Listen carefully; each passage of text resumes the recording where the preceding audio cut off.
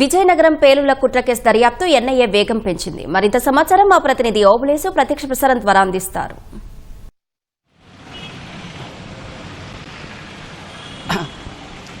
ధన్యవాదాలు అశ్విని. విజయనగరం జిల్లాలో పేలుళ్ల కుట్ర కేసు దర్యాప్తులో కానీ విచారణలో కానీ కొత్త విషయాలు వెలుగులోకి వస్తున్నాయి. ఇప్పటి వరకు సిరాజ్, సమీర్ విజయనగరంలో కుట్ర పేలుళ్ల కేసు సంబంధించి ఇప్పటికే ఇద్దరిని కూడా అరెస్ట్ చేసి విశాఖలోని జిల్లా కేంద్ర కార్యాలయం తరలించడం జరిగింది. అయితే వీళ్ళు ఉగ్రవాద కుట్రలోను, తర్వాత చట్ట విరుద్ధ కార్యకలాపాలు, తర్వాత పేలుళ్ల కుట్ర కేసులో వివిధ సెక్షన్ల కింద వీరిపై కేసు నమోదు చేసి అరెస్ట్ చేసిన వీరిద్దరిని కూడా సోమవారం రోజు విశాఖ జిల్లా కేంద్ర కారాగారానికి తరలించడం జరిగింది. అయితే వీరిని పోలీసు కస్టడీకి తీసుకొని మరిన్ని విషయాలు రాబట్టేందుకు ఇప్పటికే విజయనగరం పోలీసులు కస్టడీ కోసము విజయనగరం జిల్లా కోర్టులో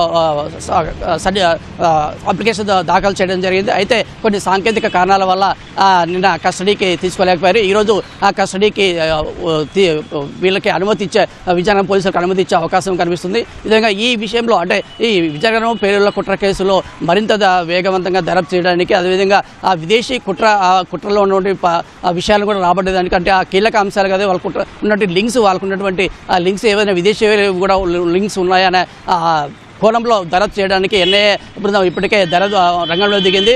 ఇప్పటికే నిన్న విజయనగరం చేరుకున్న ఎన్ఐఏ బృందము, అదే హైదరాబాద్ నుంచి ఎన్ఐఏ చెందిన ఒక ఎస్పీ కాదు డిఎస్పీ అధికారి ఇద్దరు కూడా విజయనగరం 2వ పట్టణ పోలీస్ స్టేషన్లో అర్ధరాత్రి 12 గంటల వరకు కూడా పూర్తి విచారణ దర్యాప్తు చేయడం జరిగింది.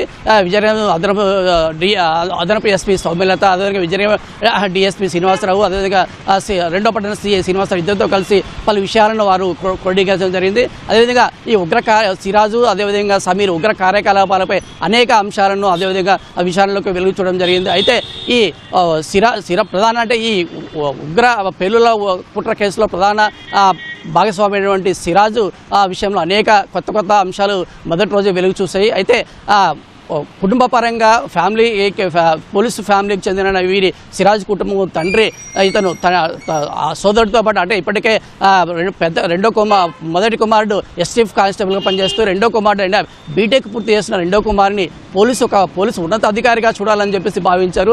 ఈ క్రమంలో ఇతని 7 ఏళ్ల క్రితమే ఇంజనీరింగ్ పూర్తి చేసిన సిరాజ్ను హైదరాబాదు ఎస్ఐ పోలీస్ ట్రైనింగ్ కోసం పంపించడం జరిగింది. అయితే 3 సంవత్సరాల పాటు శిక్షణ తీసుకున్న సిరాజు పరీక్షలో విఫలమయ్యారు. తర్వాత 2 ఏళ్ళ తర్వాత గ్రూప్ టూ కోసం కూడా హైదరాబాద్లో శిక్షణ తీసుకొని సిరాజ్ విఫలమైంది. ఈ క్రమంలో అంటే ఈ దాదాపు 6 సంవత్సరాలు ఉద్యోగ అన్వేషణలో విఫలమైన సిరాజు ఉగ్ర కార్యకలాపాల పట్ల, అదే జిహాదు యొక్క ప్రసంగాల పట్ల ఆకర్షితులయ్యి ఆ దిశగా అడుగులు వేసినట్టు ఎన్ఐఏ అధికారుల దర్యాప్తులు కావచ్చు, 2వ పట్టణ పోలీసుల విచారణలో కావచ్చు వెలుగు చూసినట్టు మనకు తెలుస్తుంది. అయితే ఈ శిక్షణ అంటే హైదరాబాద్లో శిక్షణ కాలంలో దాదాపు 6 సంవత్సరాల పాటు శిక్షణ కొనసాగించిన సిరాజు అనేక మంది అంటే ఎవరైతే ఉగ్రవాద భావజాలం ఉన్న వ్యక్తులతో పరిచయం అయినప్పుడు అందులో భాగంగానే సికింద్రాబాద్లోని కొల్లంకోటకు చెందినటువంటి సమీర్తో పరిచయం అయింది. ఈ సమీర్తో కలిసి అదేవిధంగా సమీర్తో పాటు మరొక 4గురిని ఇతను పరిచయం ఏర్పరచుకొని వారి ద్వారా ఉగ్ర భావజాలానికి ఆకర్షితులై పేలుళ్ల కుట్రకు పాల్పడినట్టు తెలుస్తుంది. అదేవిధంగా ఈ 6 మంది భాగస్వాములు సిరాజు, సమీర్తో పాటు మరో 4 చెందిన అంటే వరంగల్, తర్వాత హైదరాబాదు, తర్వాత కర్ణాటక, తమిళనాడు చెందిన మరో 4 కూడా వీరితో కలిసి ఉగ్రవాదానికి పాల్పడినట్టు, అదే ఉగ్రవాద భావజాలాన్ని పెంపొందించుకొని జిహాద్ ప్రసంగాల పట్ల ఆకర్షితులైనట్టు తెలుస్తుంది. వీరు 6 మంది కలిసి దాదాపుగా అంటే దేశంలోని ప్రధాన జిహాద్ ప్రసంగాలు వినడమే కాకుండా మత పెద్దలను కూడా కలిసి వారి నుంచి సలహాలు, తర్వాత వాళ్ళ యొక్క అభిప్రాయాలు తీసుకోవడం జరిగింది. ఈ మేరకు సిరాజ్ ఇప్పటికే ముంబై, తర్వాత ఢిల్లీ ప్రధాన నగరాల నుండి జిహాదు, తర్వాత ఉగ్ర భావజాలం ఉన్నటువంటి వ్యక్తులతో కలిసి వారితో విషయాలు పంచుకొని మరింత ఉగ్రవాద భావజాలను పెంచుకున్నట్లు ఎన్ఐఏ అధికారుల దర్యాప్తులో వెల్లడైనట్టు తెలుస్తుంది. అయితే ఈ క్రమంలోనే సౌదీలో ఉన్నటువంటి బీహార్కి చెందినటువంటి ఒక ఉగ్ర భావజాలం ఉన్న వ్యక్తితో ఇతను ఒక ప్రత్యేకమైన యాప్ సిగ్నల్ యాప్ అనే ఒక యాప్ను ద్వారా ఇతను ఎప్పుడు సంప్రదిస్తూ ఈ పేలుళ్ల కుట్రకు సంబంధించిన వ్యవహారాలన్నీ కూడా ఆ వ్యక్తితో నడిపినట్టు ఈ దర్యాప్తు అధికారులు పసిగట్టారు. అంతేకాకుండా ఎవరైతే ఈ సిరాజ్కు తర్వాత సమీర్కు శిక్షణా కాలంలో పరిచయమయ్యారో ఆ నలుగురితో కలిసి వీరు ఒక 25 మందితోటి సిగ్నల్ గ్రూపులు అంటే దాదాపుగా సామాజిక మాధ్యమాల్లో ఇన్స్టాగ్రామ్ తర్వాత వాట్సాప్ అనే గ్రూపులు ఉంటాయి. అంటే వీటిలో ఎక్కువ మంది ఉండడం వల్ల ఎక్కువ ప్రాచుర్యం పొందడం వల్ల సిగ్నల్ యాప్ అనేది చాలా తక్కువ ప్రాచుర్యం పొందింది కాబట్టి ఇందులో నిఘా తక్కువ ఉంటుందని ఆలోచనతో సిగ్నల్ యాప్ ద్వారా ఒక గ్రూప్ను క్రియేట్ చేసి ఆ గ్రూప్ ద్వారా ఈ ఉగ్రవాదం సంబంధించిన కార్యకలాపాలు తర్వాత పేలులకు సంబంధించిన సమాచారాన్ని కూడా వీళ్ళు క్రోడీకరించి ఎప్పటికప్పుడు గ్రూప్ సభ్యులతో పాటు అదేవిధంగా సౌదీలో ఉన్నటువంటి బీహార్కి చెందినటువంటి ఆ ఉగ్రవాద భావజాలను వ్యక్తితోటి పంచుకున్నట్లు తర్వాత వారి సలహాలు సహకారాలు స్వీకరించినట్లు తెలుసు. ఈ ఎన్ఐ అధికారులు తర్వాత రెండో పట్టణ పోలీసులు విచారణలో వెలుగు చూసినట్టు తెలుస్తుంది.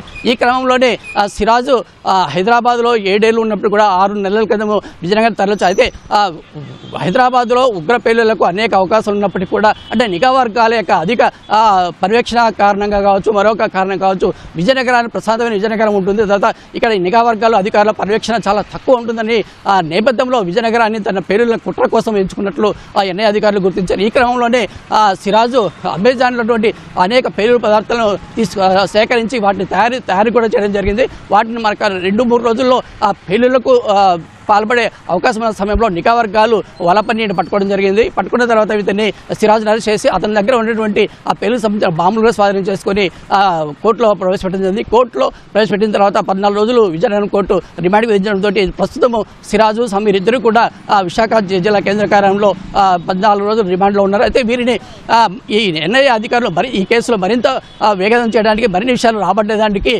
ఇప్పటికే విజయనగరం చేరుకొని మొదటి రోజు తన దర్యాప్తును విచారణ పూర్తి చేశారు. అయితే పోలీస్ కస్టడీకి కోరినటువంటి న్యాయస్థానం ఇంకా అనుమతి రాకపోవడంతో ఎన్ఐఏ అధికారులు ఇక్కడే తిష్టవేశారు.